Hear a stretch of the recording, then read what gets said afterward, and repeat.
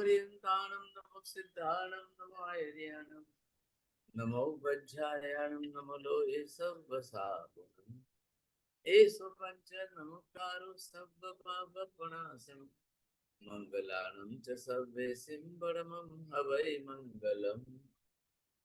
जय जगदीव जोनि वियाणो जगगुरु जगानन्दो जगन्नाथो जगबंधु जय जगत्पितामहो वै।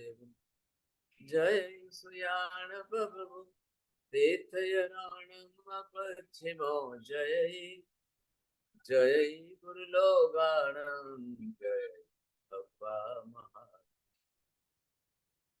वंदे महाय समाभागम महावीरम महामुनिम अमर नर राय मह्यम चरमतितयरमिमसते सर्वानिष्ट प्रणशाय सर्वाभिष्टार्थदायिने सर्वलब्धि निदानाय गौतम स्वामिने श्री सुधर्मां स्वामिने अज्ञानतिमिरन्धनं ज्ञानाञ्जनशलाकया नेत्रमुन्मीलितं येन तस्मै गुरवे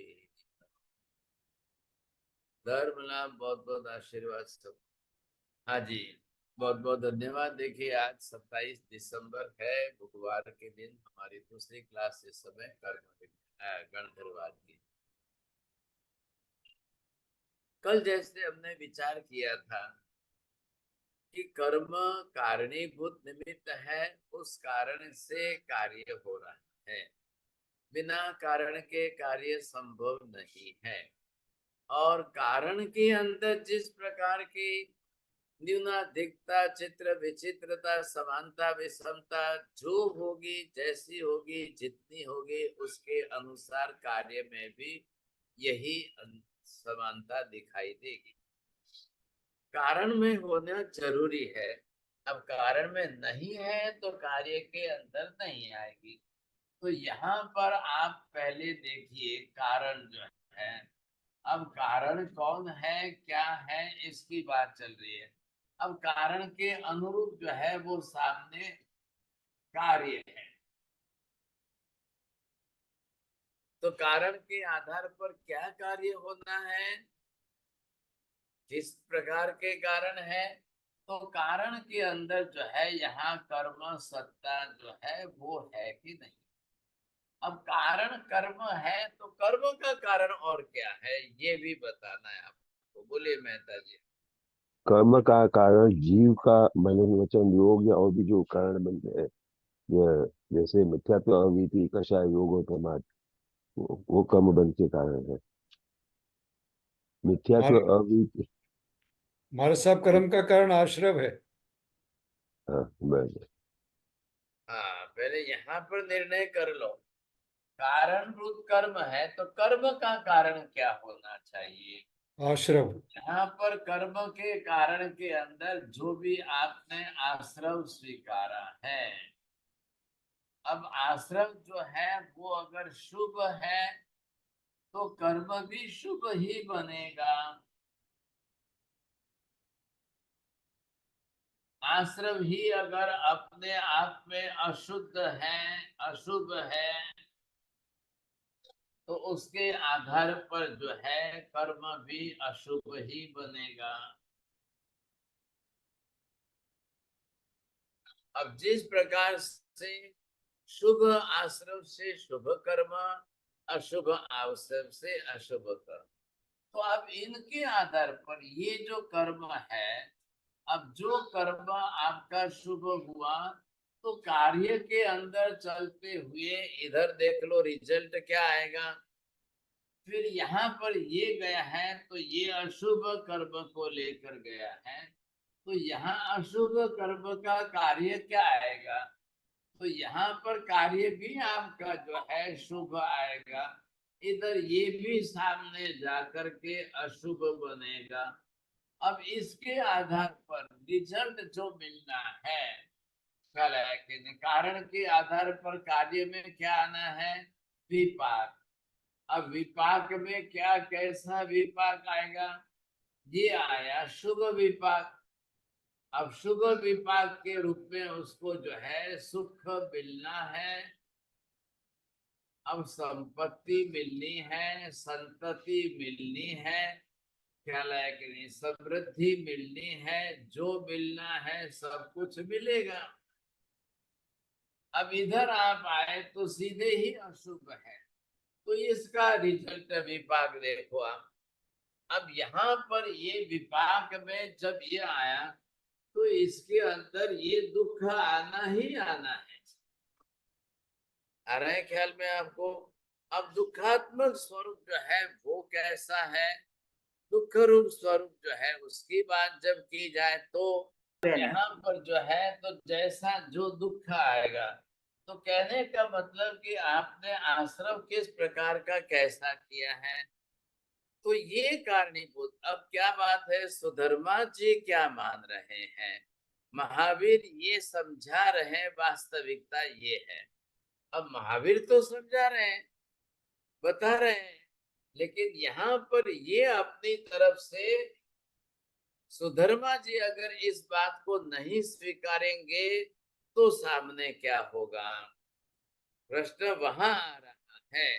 तो सुधर्मा जी को ये पूछा जा रहा है, क्या आप संसार के अंदर इस प्रकार के आश्रम की विविधता, विषमता, विचित्रता, विपरीतता सारी बातें स्वीकारते हो या नहीं,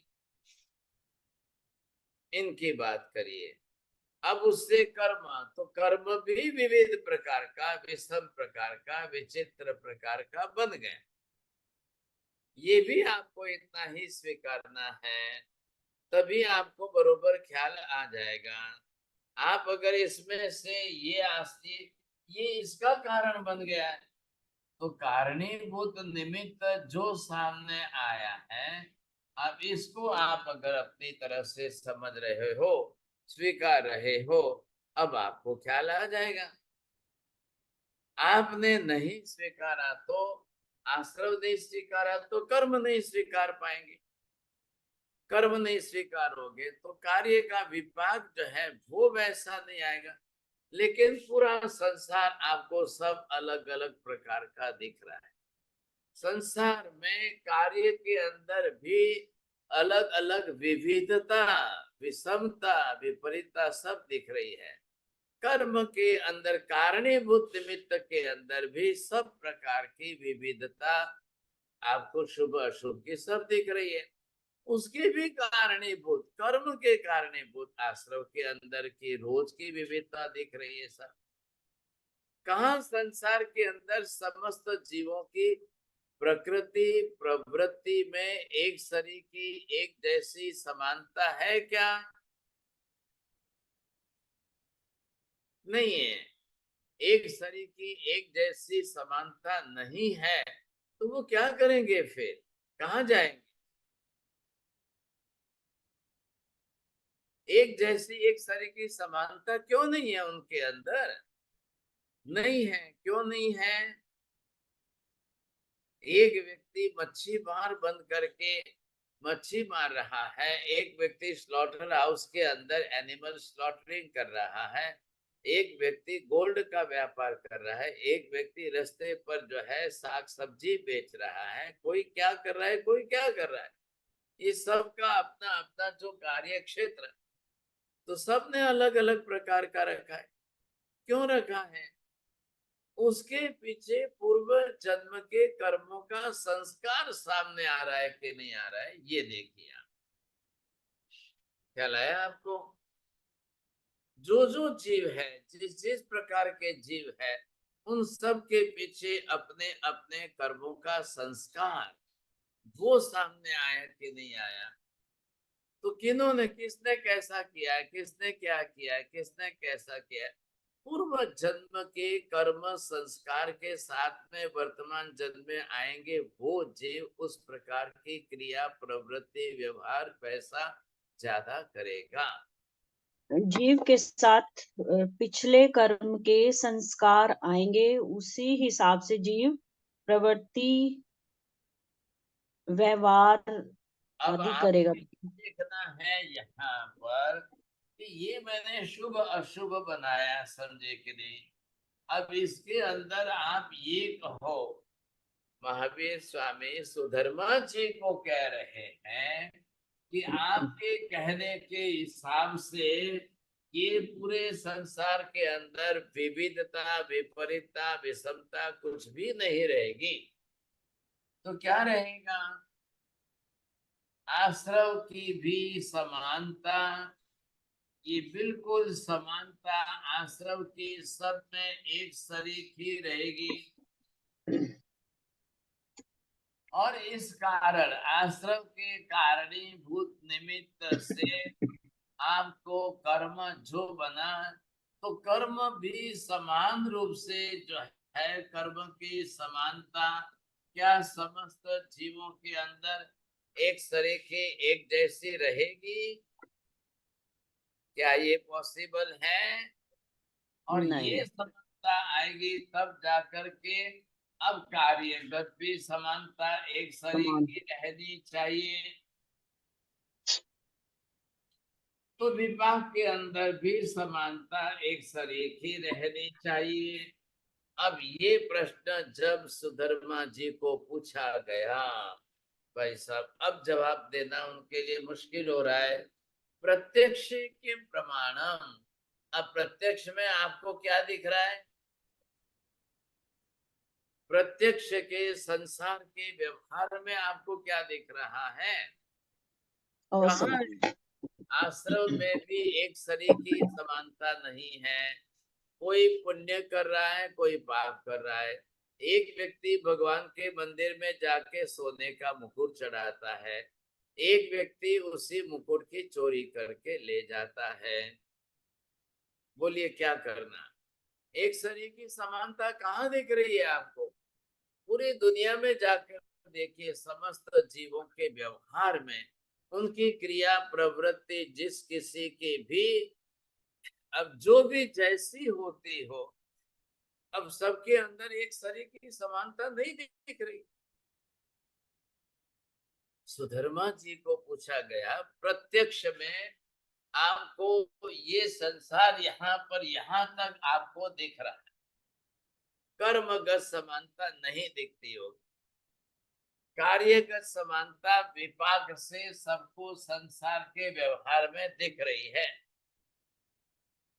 जब ये कारणीभूत निमित्त और ये विपाक के रूप में ध्यान रखिए, कर्म करते हैं, वो जो आश्रव की प्रक्रिया है सब दिख रहा है। कार्य के रूप में भी सब कुछ दिख रहा है। विपाक के रूप में जब कार्य सामने आ गया वो सबको दिख रहा है। ये भले अंदर की कर्म की प्रक्रिया क्या वो नहीं दिख रही है। अरे हम जो है रोटी सब्जी दाल चावल खाते दूध पीते हैं, आपको बाहर थाली में है कटोरी में है वहां तक सब दिख रहा है। लेकिन जैसे ही आपने खाया, मुंह से निवाला नीचे उतार दिया, पेट में गया, अब क्या हो रहा है? कैसे अंदर एनर्जी शक्ति कहाँ कैसे बन रही है, दिख रहा है कुछ आपको? नहीं दिख रहा है। आपको नहीं दिखाई देता, इसका मतलब ये तो नहीं है कि नहीं हो रहा है।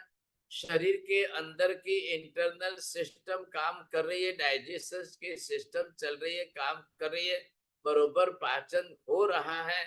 पाचन हो रहा है मतलब क्या हो रहा है? मीना बहन जी, what is the system of digestion? अंदर what happens inside? Yeah. First, when you bite, it goes into the esophagus, it goes to the food pipe, it goes into the stomach, it churns with the bile and all that, and then it digests, and then it Yes. goes into the The intestine. system, the meaning of the Right. digestion is this. If your food, it contains the proteins, calories, calcium, anything, the nutrition will divide in that. It will go to the proper place. The protein will come to the muscles and the blood.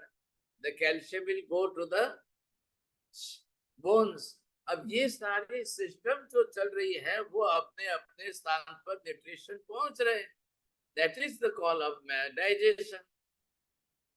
अब ये पूरी प्रक्रिया हो रही है, वो हमको अंदर दिख नहीं रही है।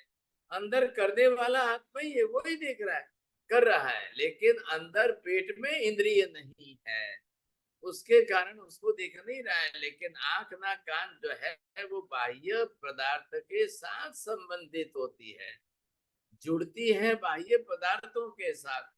अंदर के पदार्थों के साथ आंख नहीं जुड़ रही है। इंद्रियों से बोध होना है ना, तो इंद्रियां अंदर तो नहीं झांक रही है। तो यहाँ पर कार्यगत समानता, हाँ अब थोड़ा सा ध्यान देना, बरोबर आपको ख्याल आ जाएगा। हाँ जी मेहता जी, समानता का सिद्धांत सुधर्मा जी ने स्वीकारा है। क्या क्या समानता? समानता मतलब किस किस बात में? आज जैसा शरीर है वैसा ही शरीर बनेगा, आज जैसी गति है वैसी ही गति आगे बनेगी, आज जैसी जाति है वैसी ही जाति आज भविष्य में बनेगी, ये आज जैसा भव है वैसा ही भव होगा। ये सारी सादृश्यतावाद कहते हैं इसको। तद्भव सादृश्यता, गति सादृश्यता, जन्म सादृश्यता, भव सादृश्यता। अब सब प्रकार की आप सादृश्यता स्वीकारोगे तो सब जगह पर सुख दुख की भी सादृश्यता आएगी कि नहीं आएगी? आज ये सादृश्यता बोलिए या समानता बोलिए, दोनों बात एक ही है। लेकिन सुधर्मा जी को पूछा जा रहा है, ऐसा स्वीकारोगे तो भूतकाल भूतकाल भूतकाल भूतकाल भूतकाल, भाई भूतकाल कहाँ तक ले जाओगे आप? जो आज मनुष्य मनुष्य ही, वो पिछले भव में मनुष्य, उसके पहले के भव में मनुष्य, उसके पहले के भव में मनुष्य, उसके पहले के भव में मनुष्य। अरे आप कहाँ तक उसके भव जो है भूतकाल के गिनते जाओगे? अनवस्था दोष आएगा कि नहीं आएगा? इधर देखिए, मैं थोड़ा सा और क्लियर करता हूँ। बोलिए मेहता जी, क्या समझ में आया प्रश्न? साहब जी, आपने ये बताया कि अगर मनुष्य से मनुष्य बनेगा तो भूतकाल में भी मनुष्य, उसके पहले भी मनुष्य, उसके पहले भी मनुष्य, ऐसे भूतकाल में अनादिकाल से मनुष्य रहेगा तो अनावस्था का दोष आ जाएगा। हाँ, अब इसमें क्या हो रहा है कि इन सब के पीछे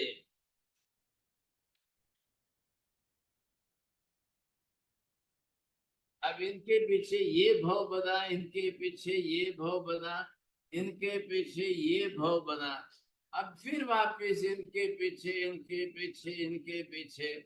अब इसका मतलब ये हुआ कि ये इसके पीछे के भव में क्या था, ये इसके भव में। आपके सादृश्यतावाद से तो यही स्वीकारना पड़ेगा, ये सभी जीव जो है वो इनके भव में इसी प्रकार से चलते चलते रहेंगे। तो यहाँ पर ये क्या आ रहा है? हाँ देखिए, आप ये सब देखिए, ये क्या हो रहा है। अगर आपने ये भव जो है यहाँ से स्वीकार किया है, अब इन सब के पीछे की बात आ रही है, कितने भव हुए? तो संसार तो अनंत जीवों का है और अनंत अनंत भवों का है। ये आपने मनुष्य ही स्वीकारा है, तो इसके मतलब पहले भी मनुष्य था, इसके पहले भी मनुष्य था, इसके पहले भी मनुष्य था, इसके पहले भी मनुष्य था, अब इसके पहले भी मनुष्य मनुष्य मनुष्य मनुष्य।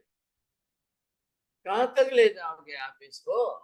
मनुष्य के अंदर ये जो है स्त्री था, अब ये फिर वापस पिछले भव में भी स्त्री था, उसके भव में स्त्री था, उसके पहले भव में ये स्त्री था, अब ये पुरुष था तो ये पुरुष ही पुरुष बना, ये पुरुष ही पुरुष बना। अब ये पुरुष पुरुष, ये नपुंसक था तो ये नपुंसक ही बना, ये नपुंसक बना। ये भंवरा था तो ये भंवरा ही बना सा, पहले भी भंवरा था। और ये मक्खी है तो मक्खी बना सा, ये चींटी है तो इसको चींटी वापस चींटी के रूप में। अब आप ऐसे करो तो अनंत जन्म चींटी की चींटी चींटी चींटी चींटी चींटी। अनंत भव मक्खी मक्खी मक्खी मक्खी, अनंत भव भवरा भवरा भवरा भवरा, अनंत भव जो है स्त्री स्त्री स्त्री स्त्री। अब ये क्या चक्कर चलेगा? कितनी बड़ी अनवस्था, आप इस बात को स्वीकारेंगे? और जब ये यहाँ पर यहाँ तक मैंने क्या लिया है, ये हो गया सब भूतकाल। अब आप कितने भूतकाल तक जाओगे, कितने भूतकाल तक जाओगे? तो ये अनंत भूतकाल है। अब आप अनंत भूतकाल तक एक सरीखी सादृश्यता स्वीकारोगे। अब परिणाम क्या आएगा? कितनी बड़ी अनवस्था होगी।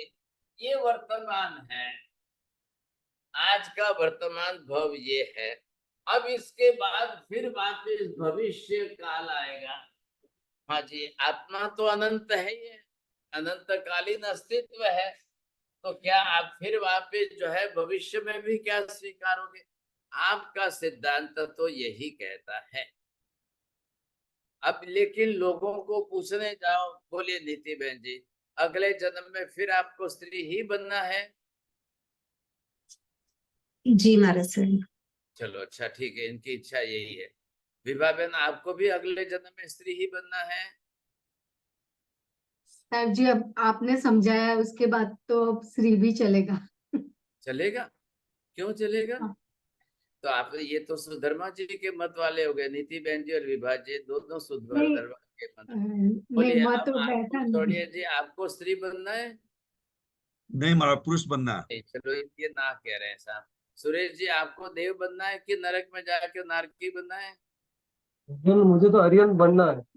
अरे अरे भाई, इधर की बात करो ना, पहले उधर की आर्यन बनने की तो बात। फिर मनुष्य बनना भाई, मनुष्य अच्छा बनना। ठीक है, मनुष्य बनना है। मनुष्य मत बोलो, स्त्री बनना है, पुरुष बनना है कि नपुंसक बनना है? पुरुष बनना।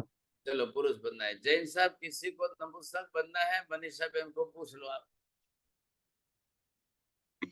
मुझे तो पुरुष बनना है गुरुजी। लो, ये और भी बात कर दी साहब। ये क्या हो गया समझे, इनको पुरुष बनना है। मेहता जी, आपको क्या बनना है बोलिए? जिनको जिनको जो बनना हो। ये आज भी सुधर्मा जी के मत वाले बैठे हैं। क्या लाएगा? किसी को एड्रेस चाहिए तो मिल जाएगा, तो वहां जा करके आप उनको बोलना, भाई मैं क्या करूं, कैसे करूं। यहाँ ये जो चार्ट आप देख रहे हो, अनंत कालीन व्यवस्था का चार्ट, तो इसको समान कर्म बांधना पड़ेगा। एक ही कर्म बांधना पड़े। ये जीव दूसरा कर्म बदल नहीं सकेगा, ये जीव दूसरा कर्म बदल नहीं सकेगा, ये जीव दूसरा कर्म बदल नहीं सकेगा। इतनी बड़ी अनवस्था आएगी, इतनी बड़ी अव्यवस्था हो जाएगी। दो शब्द में अलग प्रयोग कर रहा हूं, ध्यान से सुनिए।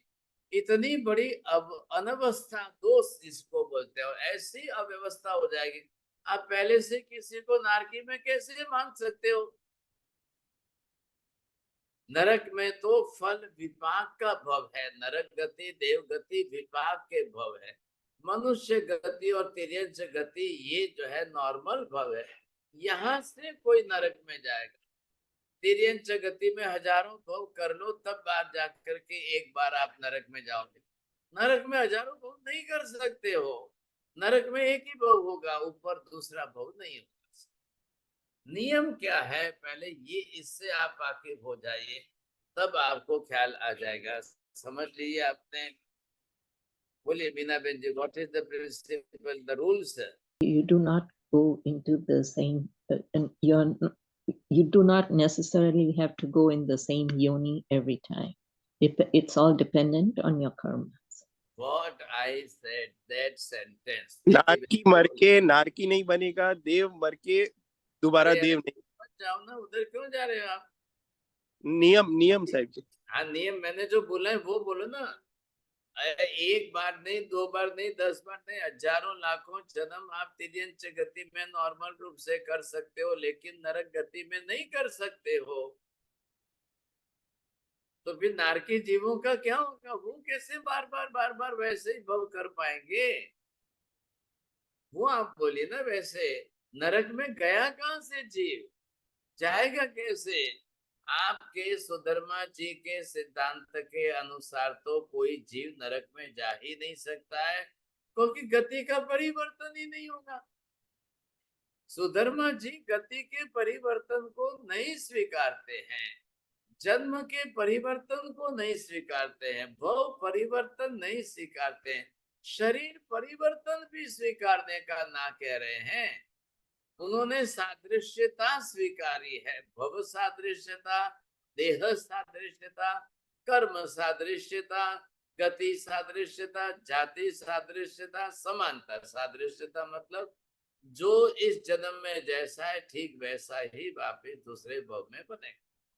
तो अब उनको ये पूछा जा रहा है कि आज वर्तमान में जो जिस भव वाला जैसा है, तो पिछले कई जन्मों में उसका क्या था, कौन था, कैसा था? तो जो आज नारकी है वो पिछले भव में नारकी था, पिछले भव में नहीं। उसको आपको तो अनंत भव नारकी नारकी नारकी नारकी करना पड़ेगा। जो देव में है वो देव देव देव देव देव देव देव देव ही करना पड़ेगा अनंत अनंत जन्मों तक। ये आपके हिसाब से मानो तो पूरे संसार की व्यवस्था ही नहीं बैठेगी, इतनी बड़ी अनावस्था हो जाएगी।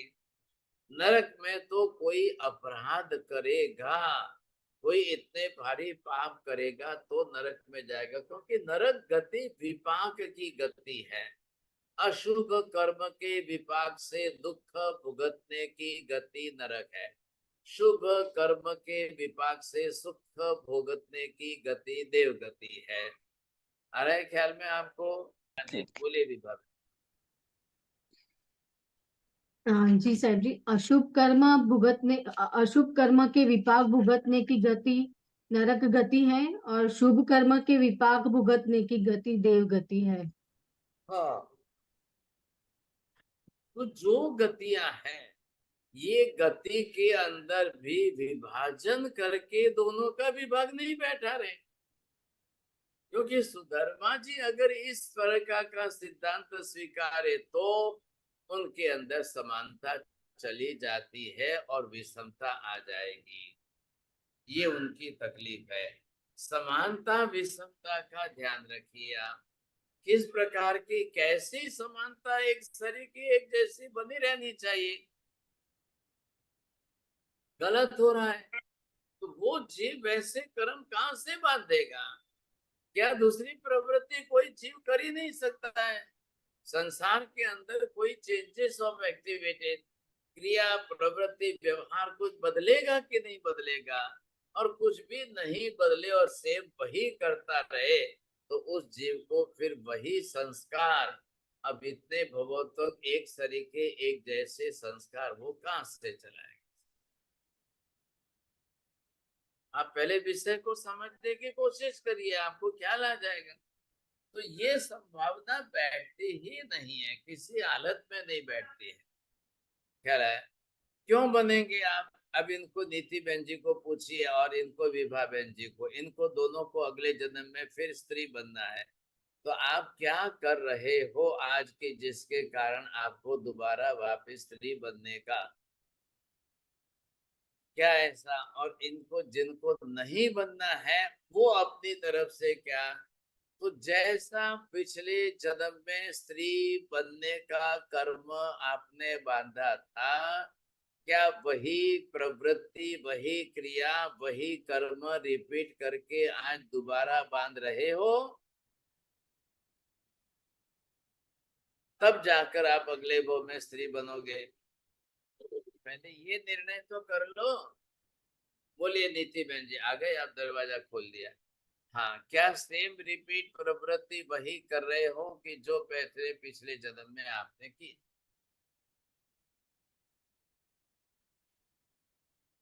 चलो, मैंने साहब पिछले जन्म का याद नहीं है, कैसी प्रवृत्ति थी। अच्छा, वो याद नहीं है तो आज आपको ख्याल आना चाहिए कि स्त्री बनने के लिए मैं दोबारा वैसी ही कर्म प्रवृत्ति कर रही हूँ कि नहीं। आज आपको स्त्री बनने योग्य कर्म प्रकृति के शास्त्र जो है सभी कारण दे रहे हैं। कल इन्होंने जूम वालों में, जैन फाउंडेशन वालों ने आपको वीडियो दिखाया था, उसमें कारण बताए थे। देखो देखो देखो, आप इस कारण से स्त्री बनेगी वापिस। अब वो आप फॉलो कर रहे हो कि नहीं कर रहे हो?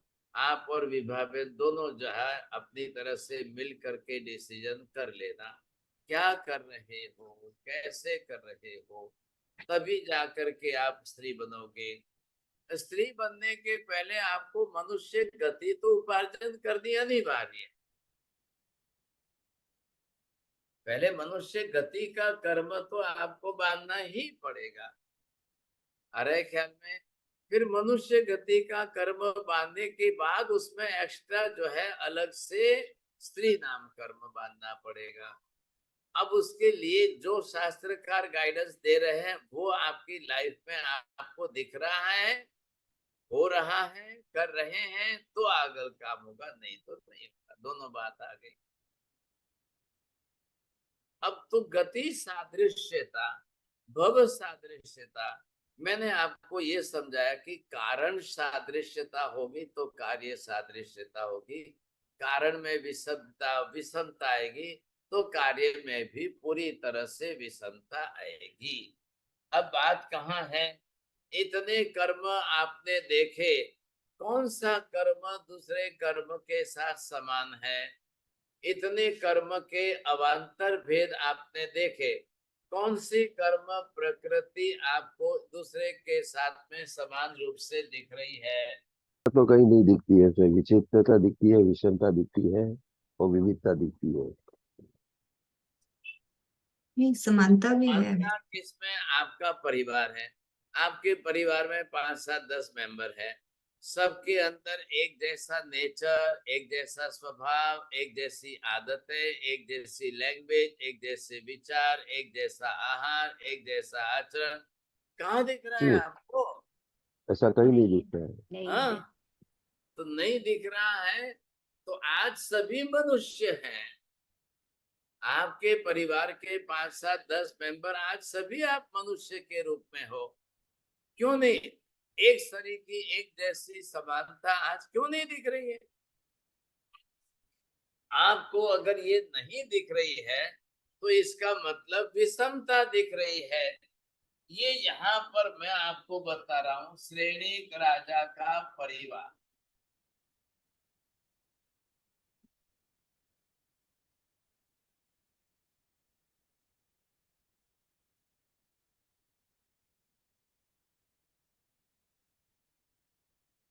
अब श्रेणीक राजा जो है, पहली बात तो स्वयं अपनी तरह से इनकी भी बात करिए। अब इनके परिवार में पत्नी जो है वो कितनी है? ये पत्नी रानियां हैं सब। अब इनके पुत्र कितने हैं? अब इनके पौत्र कितने हैं? अब इनके जो भी भाई बहन बाकी उनकी बात अलग आ गई, वो कितने कौन कौन है?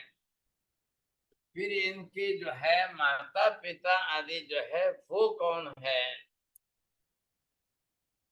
इन सब में और कोई रिलेशन जो है, अब इन सब के सिर्फ और सिर्फ आपको एक श्रेणीक राजा के परिवार के सभ्यों के बारे में गति। अब महावीर स्वामी सब इनके परिवार का सब चित्र जानते हैं, देखते हैं, इसलिए इन्होंने कई बार महावीर स्वामी ने श्रेणीक राजा के पूरे परिवार की बात की। क्यों बात की भाई साहब? और की है तो कैसे प्रमाण मिल रहा है? हमारे आगम शास्त्रों के अंदर श्रेणीक राजा के बारे में कई बातें महावीर स्वामी ने जो बताई है वो आगम शास्त्रों में लिखी हुई मिल रही है।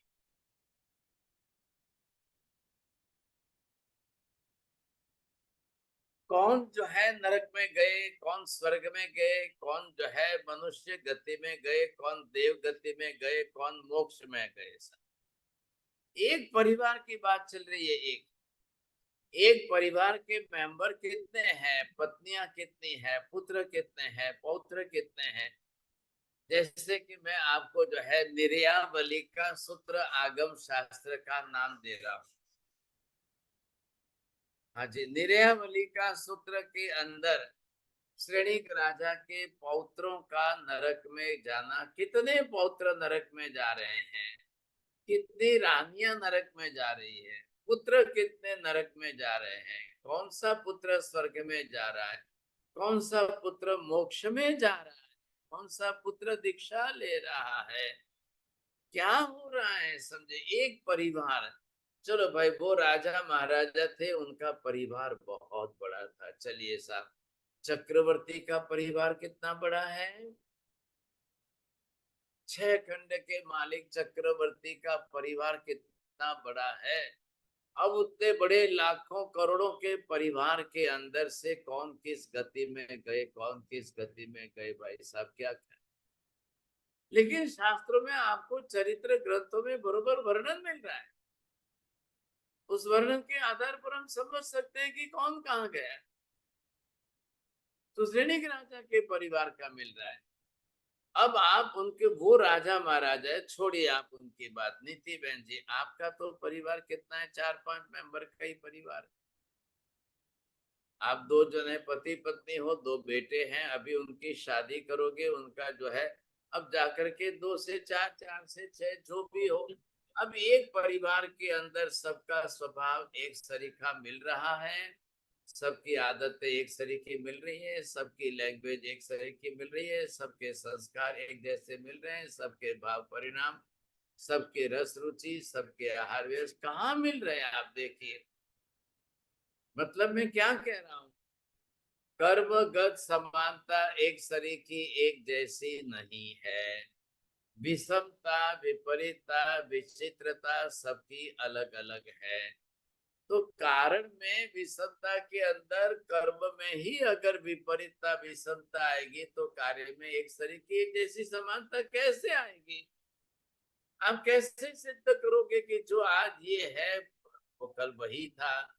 आप कैसे सिद्ध करोगे कि जहां आज जो है वो कल वैसा ही था, ये कैसे बताएंगे आप। ये तो कोई संभावना बैठ ही नहीं रही है। आ रहा है ख्याल में आपको।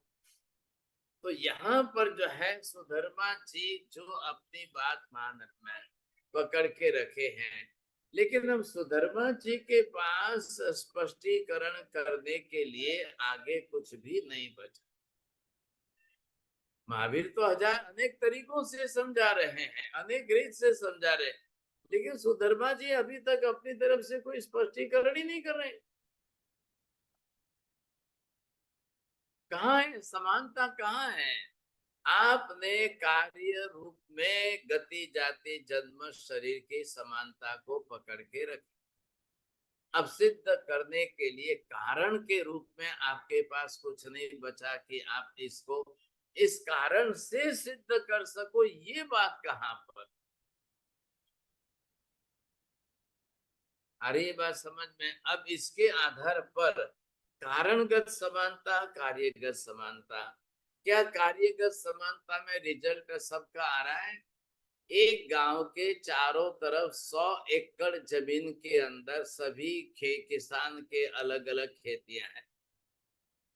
किसको अच्छा फल मिल रहा है, किसको कम फल मिल रहा है, किसको नहीं मिल रहा है, किसकी खेती बर्बाद हो रही है, किसके खेत में उग रहा है, किसके खेत में पैदावार ज्यादा है, किसके खेत में पैदावार कम है, किसके खेत में नहीं हो रही है, किसकी भूमि में किसको, सब का आप देखोगे अलग अलग लगे।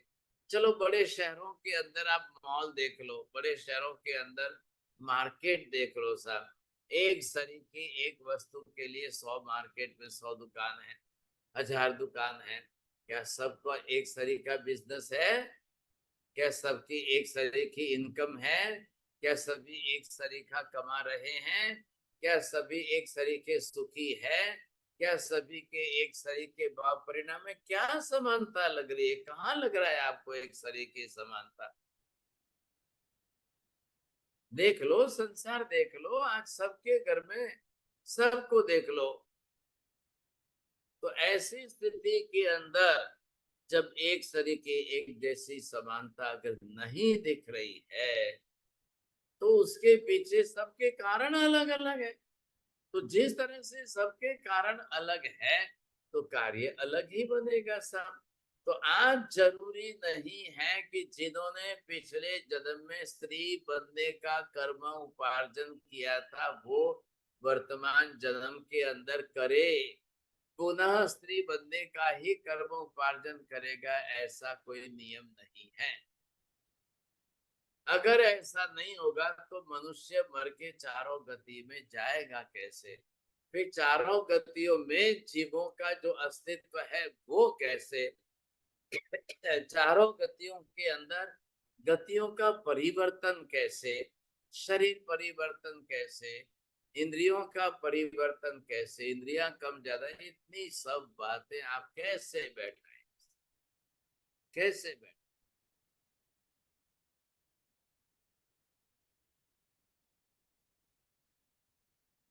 बोलिए साहब, मेहता जी बोलिए, कैसे बात कैसे बैठ रही? सर ये बात नहीं बैठेगी ना, कर्म की विचित्रता से। कारण की भी विचित्रता है तो कार्य की विचित्रता होनी ही होनी है। क्योंकि कारण की विचित्रता कर्म के रूप में सबकी दिख रही है। उसके कर्म के कारणीभूत निमित्त में आश्रव की निमित्तता सब में अलग अलग दिख रही है। आश्रम के अंदर भी शुभाशुभ आश्रव का सबके अंदर व्यवहार दिख रहा है। अब ये जिस तरह से आ रहा है तो व्यवहार तो बदलेगा ही बदलेगा। जैसे विचार बदल गए, जैसे वृत्ति बदल गई तो कर्म भी बदल जाएंगे, सब फटाफट बदलेंगे। तो ये बात स्वीकारने के लिए यहाँ पर सुधर्मा जी थोड़ा सी आनाकानी कर रहे हैं, लेकिन संसार की जो रियलिटी है, जो वास्तविकता है, जिस प्रकार की रियलिटी जैसी वास्तविकता है, उसके बारे में कुछ भी नहीं बता रहे। फेन बननामे महाराज साहब पूछ रही थी मैं कि अगर जो जीव नरक में जाता है वो उसी जन्म के कारण नरक में जाता है या पिछले जन्म के कारण भी नरक में जा सकता है? पिछले जन्म में के कारण जाना होता तो जाकर आया होता। तो उसका मतलब है वो उसी जन्म में ही। आप सुनने की शुरुआत करो। अच्छा अच्छा। वर्तमान जन्म के अंदर जिस प्रकार से जो कर रहा है, क्योंकि एक जन्म का आयुष्य एक ही जन्म का होता है, ख्याल है? इसलिए वो आप पिछले जन्म के कर्म है और वर्तमान में फिर नया कर्म बांध रहा है, वो जुड़ेगा तब जाकर के नरक का कर्म बांधेगा तो जाएगा, नहीं तो नहीं जाएगा। नहीं तो ये फिर जो है बदलना तो पड़ेगा ना, परिवर्तन जो आएगा उसका क्या करेंगे? ठीक है। फिर इसी के कनेक्टेड एक प्रश्न है यहाँ पर। ये पहले जन्म के अंदर इकाई राष्ट्रकूट था, अब वो यहाँ से जो है दूसरे जन्म में नरक में गया। अब तीसरे जन्म में वो मृगा पुत्र के रूप में बना, फिर चौथे जन्म में फिर वापिस नरक में गया, फिर वापिस जो है वो पांचवें जन्म में फिर वापिस कहाँ जाएगा? ये जो है ये गति बदलती जाएगी, कर्म बदलता जा रहा है। लेकिन इस जन्म का ये जो कर्म किए है इसने, अब जितने कर्म इसने किए वो इसके साथ में चलते रहेंगे। अब जैसे कर्म साथ में चलते रहेंगे तो ये दूसरे भाव में, फिर ये तीसरे भाव में, फिर ये आते आते, अब लेकिन उसके साथ नया तो करेंगे तब ना। ये पिछले भव के कर्म कौन से चल रहे हैं? मौनीय कर्म, ज्ञानावरणीय कर्म, दर्शनावरणीय कर्म, अंतराय कर्म। लेकिन इस जन्म के अंदर गति कारक कर्म बदलता जाएगा, जन्म कारक कर्म बदलता जाएगा, आयुष्य बदलता जाएगा। ये सारा आज वर्तमान में नया दूसरा उसको करना पड़ेगा। बोलिए राहुल जी। हाँ सर जी, ये तिर्यंश भी तो जैसे शुभ और अशुभ फल है, नरक और देवगति, तिर्यंश गति भी तो अशुभ फल है। हाँ है ना, ना कोई ना थोड़ी बदलेंगे, बरोबर है जी। ठीक ठीक। हाँ जी बोलिए, किसको पूछना है? मनीषा बहन जी बोलिए। मैं उसी को कंटिन्यू एक पूछ सकती हूँ महाराज साहब? महावीर स्वामी के एक भव में उन्होंने जो उन्होंने कान में जो वो शीशा डाला था, उनको पनिशमेंट मिल चुका था ना नरक में जाके। वापस क्यों उनको वापस वो मनुष्य जन्म में आके वो कान में खिला डालना पड़ा? आप एक ही सेंटेंस बोलो, 10 सेंटेंस एक साथ में रिपीट मत, एक सेंटेंस ही बोलना है, ज्यादा नहीं बोलना।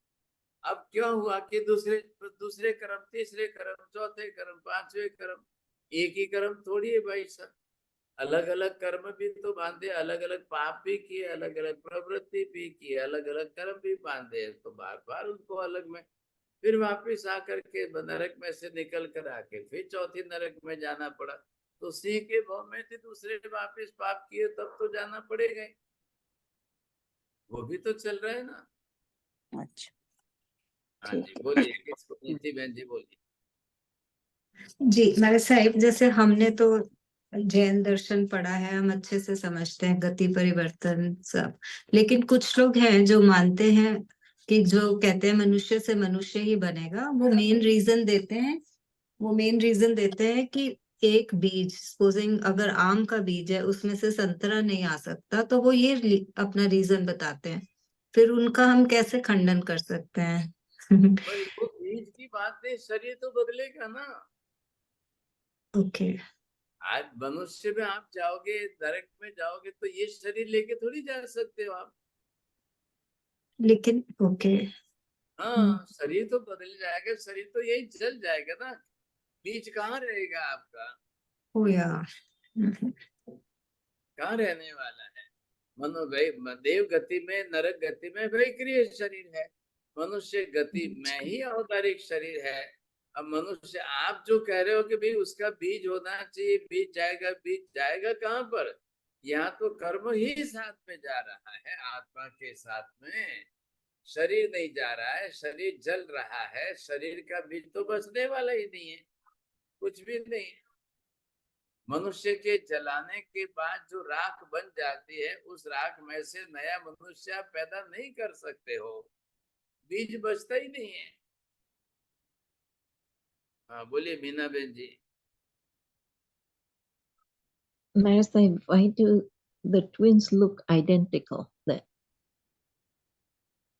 Twins looks identical, but can you say that the nature of the twins both are the same?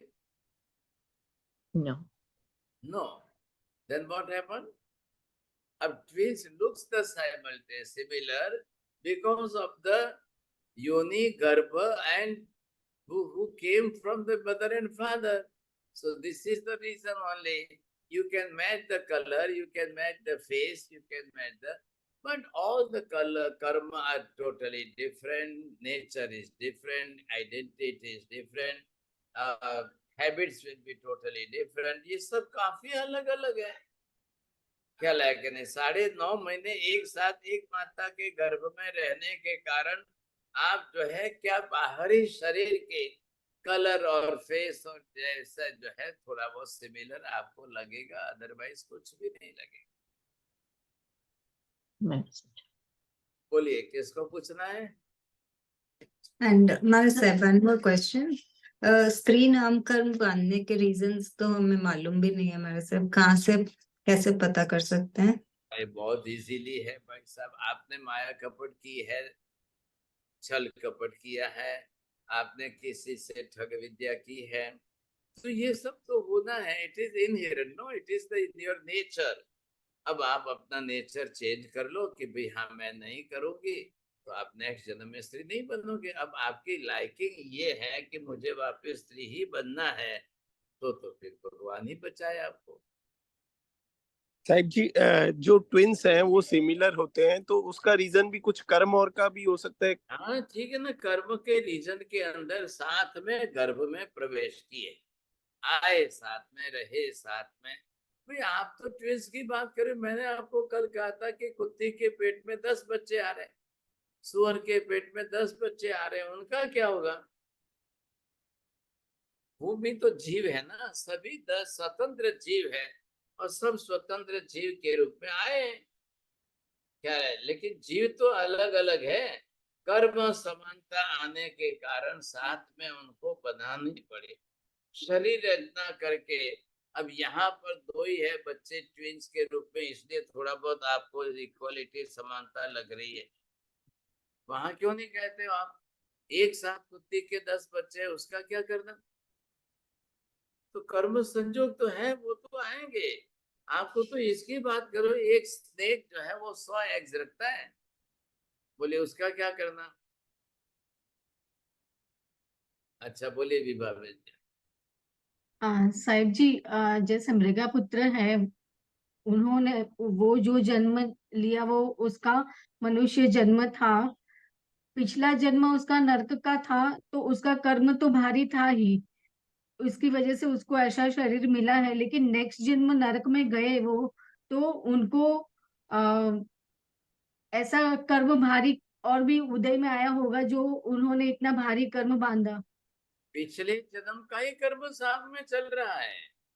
तो निर्जरा नहीं हुई। और इक्काई राष्ट्रकूट का, इक्काई राष्ट्रकूट के भव का कर्म जो है वो अभी तो 1000 जन्म तक, लाख जन्म तक चलेगा, इतनी लंबी टाइम लिमिट वाले कर्म। तो दूसरे जन्म में फिर उसमें ऐड होगा, तीसरे जन्म में फिर ऐड होगा। अब बेचारा मृगा पुत्र 26 बरस जिए और ऐसी हालत में आंख नाक कान हाथ पैर नहीं है, वो क्या नेजरा करेगा सर, क्या नेजरा कैसे करेगा? उसको तो सजा ही भुगतनी है। तो नरक में क्या हो रहा है? क्या वो नरक में नेजरा करें सभी चीज? अरे अभी तो उनको कर्म ही फल, कर्म का विपाक ही तो भुगतना है, उनको करना क्या है? तो साहब जी, गति भी उतना लंबे टाइम लिमिट की है उनकी। बिगड़ती रहेगी, बदलती रहेगी। कितनी बार नरक में जाएगा? ये तो बार बार नरक में जाएगा ना, इतना हिसाब तो पूरा होना चाहिए कि नहीं। नमो हरियंताणं नमो सिद्धाणं नमो आयर्याणं नमो वज्रायाणं नमो लोरे सर्वसाहुणम् एषु पंच नमकारो सर्व पाप प्रणाशनम् मंगलानं च सर्वेसिं परमं हवै मंगलम्। मंगलम भगवान वीरो मंगलम गौतम प्रभु मंगलम स्थूलिभद्राद्य जैन धर्मोस्तु मंगलम।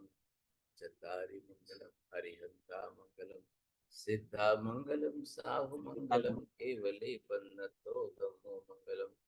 चत्तारि लोकोत्तमा हरिहंता लोकोत्तमा सिद्धा लोकोत्तमा साहु लोकोत्तमा केवले पन्नतो धम्मो लोकोत्तमा। चत्तारि शरणं प्रवज्जामि हरिहन्ते शरणं प्रवज्जामि सिद्धे शरणं प्रवज्जामि साहु शरणं प्रवज्जामि केवले पन्नतं धम्मं शरणं प्रवज्जामि। सर्वमङ्गलमाङ्गल्यं सर्वकल्याणकारणं प्रधानं सर्वधर्मा जयति शाश्वतम्। धर्मला बहुत बहुत आशीर्वाद। सदा गण वंदना साहिब।